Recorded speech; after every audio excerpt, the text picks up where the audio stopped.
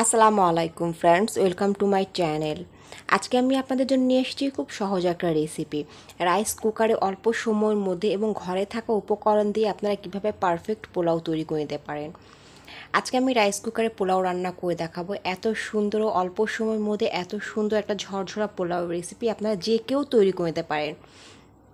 যাদের হাতে সময় কম আছে তারা কিন্তু রাইস কুকারে একদম অল্প সময়ের মধ্যে কিন্তু পারফেক্ট পোলাও রেসিপি করে নিতে পারেন। চলুন রেসিপি দেখে নেওয়া যাক। এখানে আমি রাইস কুকার নিয়েছি। আমি অল্প তেল থেকে পোলাও রেসিপি করব, আমি বেশি তেল দেব না। এখানে আমি প্রায় 3 থেকে 4 চামচ আমি চা চামচের তেল দিয়েছি। আমার তেলটা গরম হয়ে গেছে। এবার আমি দিয়ে দিচ্ছি 3টে দারুচিনি, এলাচ, লবঙ্গ এবং কাবাব চিনি দিয়ে আমি একটু তেলের মধ্যে গরম মশলাটা ভেজে নেব। দিয়ে দিচ্ছি 4টার মতো লবঙ্গ। একটু তেলের মধ্যে ভেজে নিলে কিন্তু ফ্লেভারটা সুন্দর আসে, পোলাও থেকে অনেক সুন্দর একটা ঘ্রাণ আসে। আমি কিন্তু ঘরে থাকা উপকরণ দিয়ে পোলাও রেসিপি করে দেখাবো। আমার তেলে গরম মশলাটা ভাজা হয়ে গিয়েছে এবং ফ্লেভারটা সুন্দর ছড়িয়েছে। এবার দিয়ে দিচ্ছি আমি আগে থেকে ধুয়ে রাখা পোলাও চাল। এখানে আমি কালিজিরা পোলাও চাল নিয়েছি, আপনারা যে কোনো ব্র্যান্ডের চাল নিতে পারেন। আমি এখানে প্রায় 1 কেজি চাল নিয়েছি। আমি চালটা সুন্দর করে একটু ভেজে নেব। আপনারা চাল একটু ধুয়ে কিছুক্ষণ ভিজিয়ে রাখবেন, তাহলে চালটা কিন্তু ঝরঝরা হবে, ভাতটা কিন্তু ঝরঝরা হবে। আমি এখানে দিয়ে দিচ্ছি 1 চামচ আদা রসুন জিরা পেস্ট। চাইলে আপনারা শুধু আদাও দিতে পারেন। আমি এখানে সব পাটায় বেটে নিয়েছি। এখানে সামান্য একটু আমি মশলা দিয়েছি, দিয়ে দিচ্ছি স্বাদ মতো লবণ। আপনারা যে যেমনটা লবণটা পছন্দ করেন তেমনটা দিয়ে নেবেন। আমি এখানে 1 চামচ লবণ দিয়েছি, লাগলে আমি পরে আবার দেব। আমি সুন্দর করে পোলাও চালটা ভেজে নেব।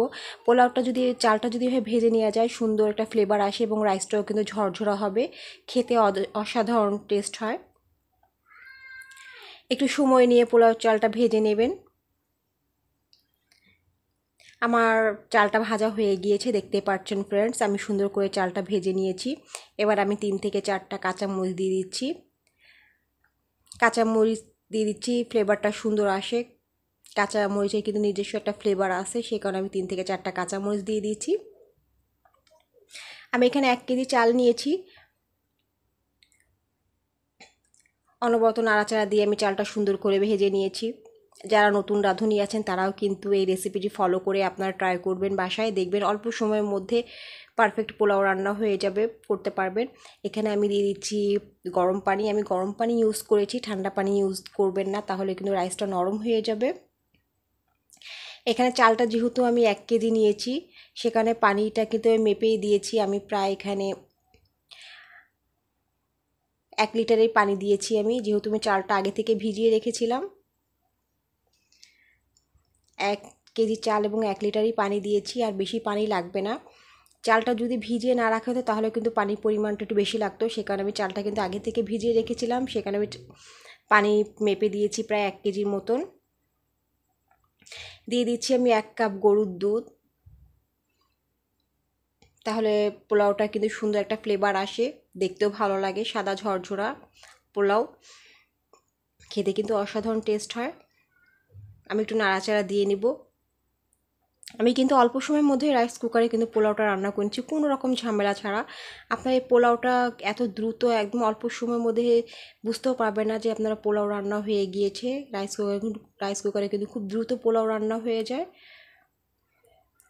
আমার কিন্তু পোলাও থেকে কিন্তু বলক আসা শুরু করে দিয়েছে, দেখতেই পাচ্ছেন ফ্রেন্ডস। যেহেতু আমি গরম পানি দিয়েছি, পানির পরিমাণটা কিন্তু ঠিক আছে, সে কারণে আমি বারে বারে আপনাদেরকে দেখিয়ে দিয়েছি। চাল এবং পানি থেকে কিন্তু অর্ধেকটা বেশি আছে। আমি রাইস কুকারে ঢাকনা দিয়ে দিচ্ছি। আমি প্রায় 5 মিনিটের পর আমি আবার একটু নাড়াচাড়া দিয়ে আপনাদেরকে দেখিয়ে দেব।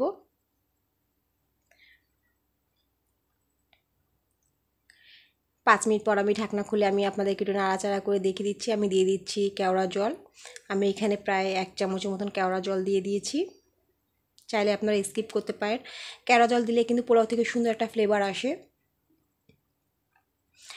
5 মিনিট পর আমি ঢাকনাটা খুলে আমি একটু নাড়াচাড়া আবার দিয়ে নেব। দেখতেই পাচ্ছেন ফ্রেন্ডস, আমার কিন্তু পানি আর লাগবে না। এই পানিতে কিন্তু আমার ঝরঝরা সাদা পোলাও রেসিপি হয়ে যাবে। একবার হলো রেসিপি ট্রাই করবেন ফ্রেন্ডস। যারা আমার ছোটো চ্যানেলটি সাবস্ক্রাইব করেছেন তাদেরকে অসংখ্য ধন্যবাদ, যারা করেনি তাদেরকে করার অনুরোধ রইল।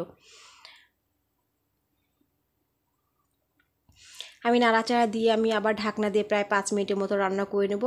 এতেই কিন্তু আমার পুরো পারফেক্ট পোলাও রান্নার রেসিপি কিন্তু হয়ে যাবে। ফ্রেন্ডস, আমি আপনাদেরকে আরেকটা কথা বলি, আপনারা কেন যে চ্যানেলটি সাবস্ক্রাইব করেন না, চ্যানেলটি সাবস্ক্রাইব করে লাইক কমেন্ট করে একটু উৎসাহিত করবেন, জানি আমি আপনাদের জন্য সুন্দর সুন্দর ভিডিও দিতে পারি। দেখতে পাচ্ছেন ফ্রেন্ডস, আমার পোলাওটা কিন্তু হয়ে গিয়েছে। 5 মিনিট পর আমি আপনাদেরকে ঢাকনা খুলে আমি অনবরত নাড়াচাড়া দিয়ে আমি আপনাদেরকে দেখিয়ে দিচ্ছি কতটা পারফেক্ট হয়েছে আমার পোলাও রেসিপি। একদম ঝরঝরা হয়েছে। আমার রাইসটা কিন্তু গরম আছে, একটু ঠান্ডা হলে কিন্তু আরও ঝরঝরা হয়ে যাবে।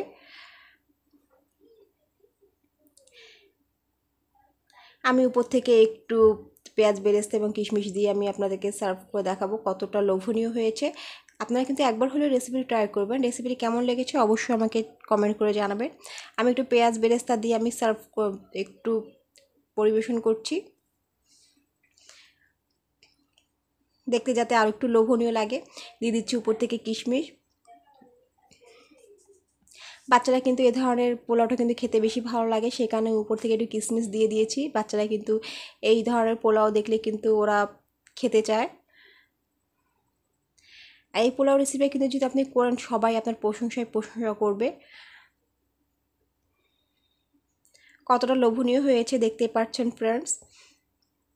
একবার হলে রেসিপিটি ট্রাই করবেন। আমি আপনাদেরকে সার্ভ করে দেখাচ্ছি একটা প্লেটে।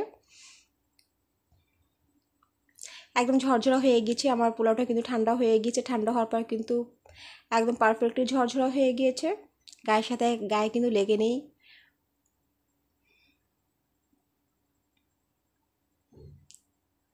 আমার ভিডিওটি যদি আপনাদের কাছে ভালো লেগে থাকে অবশ্যই চ্যানেলটি সাবস্ক্রাইব করে আমার পাশে থাকবেন। সবাই ভালো থাকবেন। বাই বাই, আল্লাহ হাফিজ, আসসালামু আলাইকুম।